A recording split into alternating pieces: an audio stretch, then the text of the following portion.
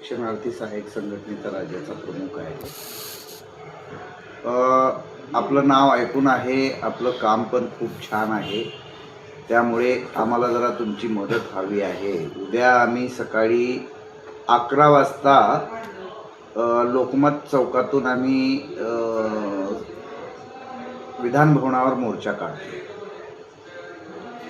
1,75,000 मुख्यमंत्री युवा कार्य प्रशिक्षणार्थी आता प्रशिक्षण पूर्ण करून कार्यमुक्त झाले.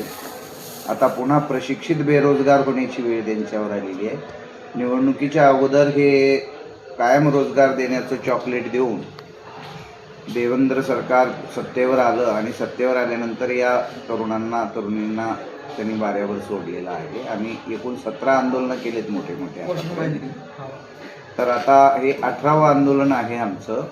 तर हे बहुतेक आता स्टेडियमवर आम्हाला ते आंदोलन पोचण्यासाठी आम्हाला सांगता येते.